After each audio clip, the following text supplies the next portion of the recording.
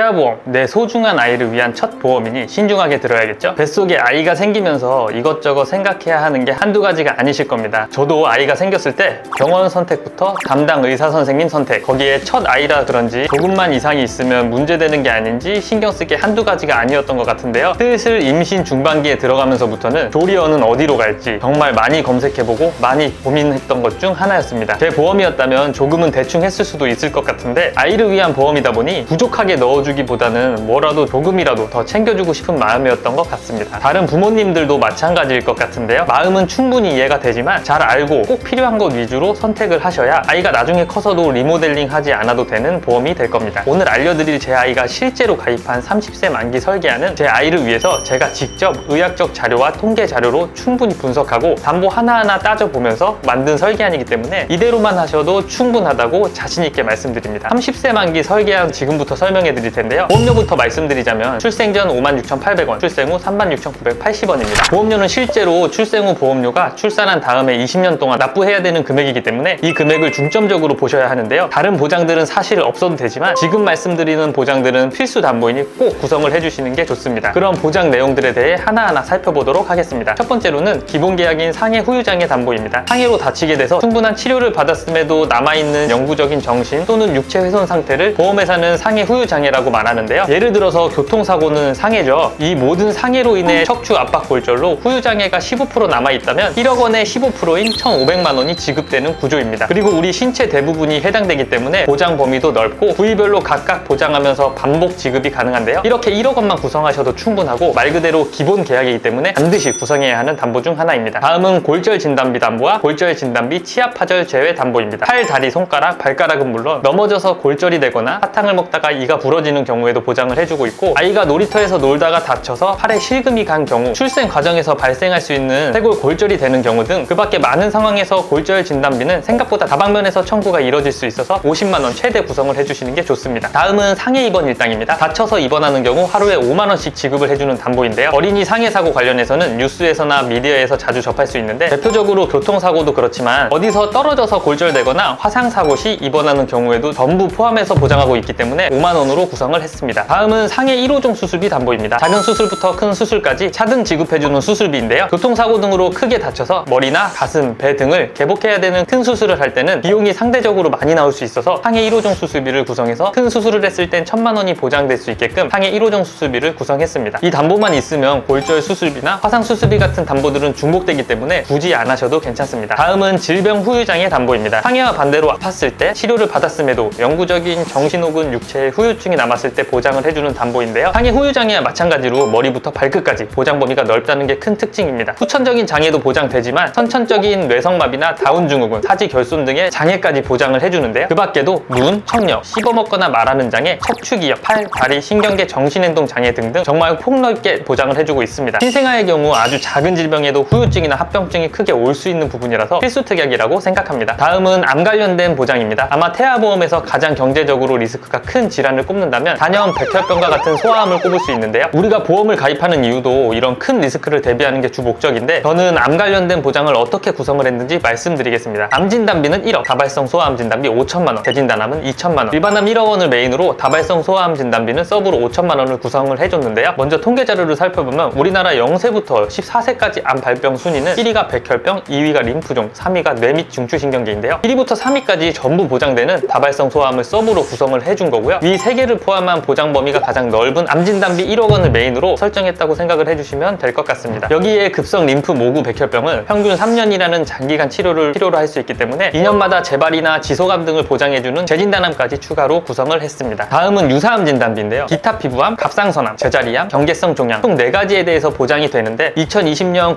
국가암정보센터에 따르면 특히 갑상선암은 15세부터 64세까지 발병률이 가장 높은 암이고요. 일반암 진단비에서 이 4가지는 제외되기 때문에 최대 금액 2천만 원으로 준비를 했습니다. 다음은 뇌졸중과 뇌혈관 질환 담보입니다. 뇌질환 관련해서는 뇌혈관 질환 담보 하나만 구성하셔도 그 안에 뇌졸중도 포함이 되기 때문에 뇌혈관 질환 하나만 있어도 큰 문제는 없는데요. 그럼에도 뇌졸중을 굳이 구성한 이유는 출생 과정에서 발생할 수 있는 신생아 뇌출혈을 대비하기 위해서입니다. 신생아 뇌출혈이 발생했을 때 뇌혈관, 뇌졸중 가입 금액의 20%만 보장을 해주고 있기 때문에 뇌졸중도 같이 구성해서 각각 400만 원씩 총 800만 원을 보장받을 수 있도록 구성을 해주셔야 돼요. 간혹 가다가 뇌혈관 1, 2로 구성을 해주시는 해주시는 분들도 계시는데요. 뇌혈관 1, 2로 구성을 하게 되면 신생아 뇌출혈에 대해서는 400만 원만 보장이 될 뿐 아니라 명칭은 뇌혈관 질환 1, 2지만 뇌혈관 질환에 해당하는 질병을 2번 보장하는 게 아니라 보장하는 범위를 반반 나눠 놓은 구조거든요. 그래서 뇌혈관, 뇌졸중 보장 범위와 뇌혈관 1, 2 보장 범위는 동일하다고 생각해 주시면 될 것 같습니다. 다음은 허혈 심장 질환 진단 담보인데요. 태아보험에서 심장혈관 진단비는 대표적으로 협심증과 급성 심근경색을 보장해주는 허혈 심장 질환, 여기에 부정맥과 심부전 등도 보장해주는 심혈관 질환이 있는데요. 각자 보장하는 내용을 자세히 살펴보면 허혈 심장 질환은 I20부터 I25까지 포함하고 있고 심혈관 질환은 I20부터 25, 즉 허혈성도 포함해서 I47, 48, 49, 50을 더 추가로 보장받는 담보라고 생각해 주시면 됩니다. 그럼 심혈관은 허혈성보다 보장 범위가 더 넓다는 뜻인데 범위가 넓으니까 꼭 심혈관으로 넣어야 하는 건지 통계를 한번 보면서 설명드려 볼게요. 2023년도 통계 자료를 보면 I47부터 I50까지의 0세부터 29세까지 환자 수를 모두 더하면 27,875명이거든요. 그리고 2023년 0세부터 29세까지의 총 인구수는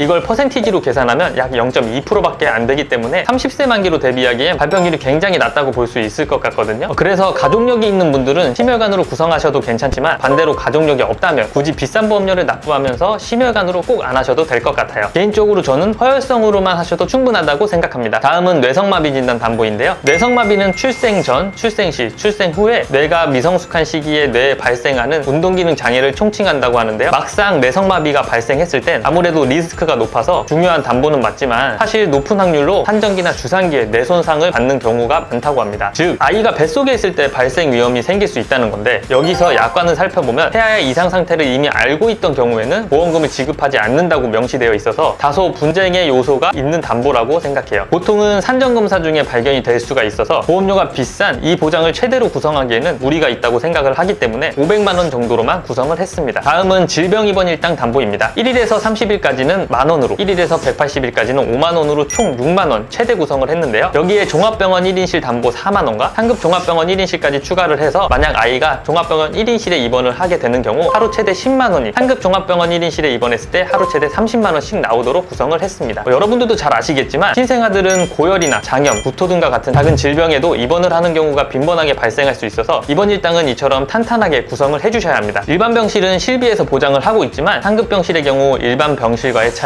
50%만 보장이 되고 하루 최대 한도가 10만원 밖에 되지를 않아요. 서울에 있는 큰 병원은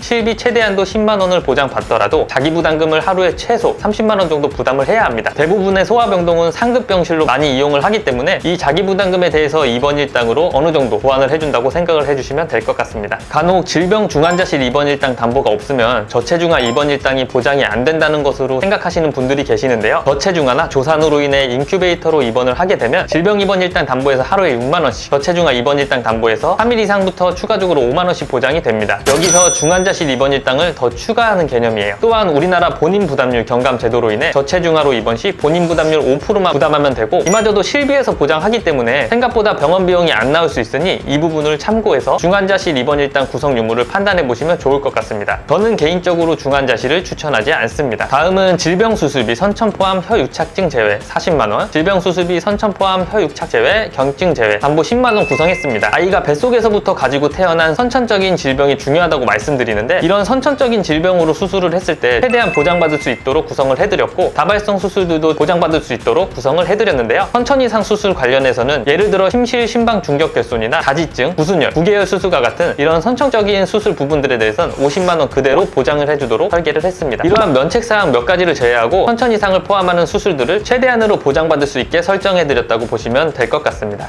본 광고는 심의 기준을 준수하였으며 유효기간은 심의일로부터 1년입니다. 다음은 질병 1/6종 수술비 담보입니다. 상해 1호종 수술비와 마찬가지로 가입 금액이 높아질수록 복잡하고 중대한 수술이라고 보시면 되는데 예를 들어 1종은 탈장이나 편도, 중이염 수술 등이 있고 2종은 맹장, 전립선, 디스크 수술, 3종은 협심증 위궤양, 유방 절제술 등이 있고요. 4종은 기관지나 폐, 신장 등을 개복한 동반 수술, 5종은 뇌출혈, 심근경색, 암 수술, 장기 이식 수술 등이 해당이 됩니다. 1종은 20만원부터 5종은 1000만원까지 수술 정도에 따라 지급이 되는데요. 우리가 흔히 하는 수술은 대부분 1~3종에 분포되어 있다고 생각을 해주시면 됩니다. 질병 수술비 하나로 큰 수술을 받았을 때 50만 원밖에 보장이 안 되기 때문에 질병 수술비와 종 수술비를 같이 구성해 주시는 게 좋습니다. 6종은 다발성 선천 이상 수술비로 선천질환 전용 수술비인데요. 혈유착증 수술은 여기에 포함되어 있고 그 외에도 모반이나 부위계 등 질병 수술비에 함께 중복으로 구성해 주시면 선천 이상 수술비 부분에서 좀 더 강화할 수 있다고 생각해 주시면 됩니다. 다음은 어린이 개용심장 수술, 어린이 심장 시술 담보입니다. 어린이 개용심장 수술은 심장병으로 인해 개용심장 수술을 받는 경우, 어린이 심장 시술은 심장 시술을 받았을 때 해당 담보에서 지급을 해주는데요. 참고로 어린이 심장 시술 담보는 22주 6일 내에만 구성을 할 수가 있습니다. 9세 이하 주요 수술 통계에서 하위가 심장 수술인 만큼 발병률이 높다는 통계도 있기 때문에 심장 관련된 담보들은 가능하면 최대로 구성을 해주시는 게 좋습니다. 다음은 특전 선천 이상 수술 담보 200만 원으로 최대로 구성을 했는데요. 특전 선천 이상은 다발성보다는 조금 더 중대한 신경계통이나 눈, 귀, 얼굴, 목, 순환계통 등 특정 부위에 대해 폭넓게 보장을 해준다고 보시면 될 것 같습니다. 태아특약 중 하나이기 때문에 22주 6일까지만 구성할 수 있고 태아보험에서는 이런 선천 관련된 특약들은 꼭 구성을 해주셔야겠죠. 다음은 가족일상 배상 책임 담보입니다. 만약 예비 부모님 중에 이 특약을 한 번도 안 가지고 있다면 꼭 구성하는 것을 추천드리고 있습니다. 본인을 포함한 등본산 다른 가족이 남의 신체나 물건에 피해를 입혔을 때 피해 금액을 대인, 대물 사고 시에 일정 금액을 공제하고 보상을 해줍니다. 실제 제 고객님 한 분 중에서 아이가 다른 아이의 눈을 실수로 찌른 적이 있었는데 해당 치료 비용이 많이 나왔을 때도 보상을 받았던 사례가 있었습니다. 여기에 누수 관련된 보장도 추가할 수 있기 때문에 비용적으로 여유가 되신다면 해당 부분까지 같이 구성해 주시면 좋을 것 같습니다. 마지막으로 태아특약 4가지 남았는데요. 지금 보시는 태아특약은 태아납 1년 만기입니다. 말 그대로 보험료를 태아 기간 동안에만 납입을 하면 되기 때문에 필수로 구성을 해주시는 게 좋고요. 태아담보 첫 번째는 선천장애출생 담보입니다. 심방, 심실 중격 결손인 Q21 코드뿐만 아니라 다지증, 부계열, 구순열, 다운증후군 등 아이가 태어날 때 발생할 수 있는 수많은 선천 질환에 대해서 보장을 하고 있습니다. 위 표를 보시면 1종이 가장 경미하기 때문에 1종은 30만 원, 2종은 100만 원, 3종은 1000만 원으로 구성을 했습니다. 참고로 2종은 200만 원, 3종은 2000만 원까지 가입 금액을 높일 수가 있습니다. 수술이나 다른 치료가 없어도 진단 하나만으로 보장이 가능하기 때문에 정말 중요한 특약이라고 보시면 될 것 같습니다. 개인적으로 보험금 청구가 다수 있었던 담보이기도 합니다. 두 번째는 저체중아 입원 일당 담보입니다. 아이가 2.5kg 미숙아로 태어나서 3일 이상 인큐베이터를 이용한 경우 3일에서 60일 한도로 하루당 5만 원을 지급해줍니다. 세 번째는 선천 변형 두상 진단 담보인데요. 선천 변형 두상 진단 담보에서 포함하는 Q67.2, Q67.3, Q75 질병 코드는 특정 선천 이상 수술에서 수술을 받았을 때는 포함하지만 선천 장애 출생 담보에서는 따로 포함하고 있지는 않습니다. 그래서 해당 질병으로 수술을 했을 때 200만 원을 보장하지만 수술을 안 했을 땐 보장이 안 되기 때문에 여기에 선천 변형 두상 진단 50만 원을 추가해서 장두증, 쏠림머리증, 두개골 유합 진단 시 추가적으로 보장받을 수 있게끔 설계를 했습니다. 마지막으로 신생아 질병 입원 일당 담보인데요. 임신 28주부터 출생 후 1주 사이 질병으로 입원을 하게 되면 하루에 10,000원씩을 지급해줍니다. 이 태아 특약들은 태아납 1년 만기이기 때문에 보험료를 태아 기간 동안에만 납부를 하는 건데요. 출생 후에 1년 동안 보장이 가능하고 납입기가 또 짧은 편이라서 꼭 구성을 해주시는 게 좋을 것 같습니다. 이처럼 월 보험료 36,980원으로도 필요한 보장들로만 가성비 있게 구성을 할 수가 있습니다. 태아보험 검색해서 공부하시다 보면 담보 개수도 360가지가 넘고 정말 어려우실 겁니다. 모든 담보를 넣는다고 해서 모든 상해 질병을 보장받을 수 있는 것도 아닙니다. 꼭 필요한 보장은 최대로 가성비 있고 우선순위가 높은 것들 위주로 꼼꼼하게 설계했습니다. 해당 설계안이 필요하시거나 궁금한 점이 있으신 분들은 위 전화번호나 카카오 채널로 문의하시면 성심성의껏 답변해드리겠습니다. 오늘 영상이 조금이라도 도움이 되었으면 좋겠네요. 긴 영상 시청해주셔서 진심으로 감사합니다. 본 광고는 심의 기준을 준수하였으며 유효기간은 10일로부터 1년입니다.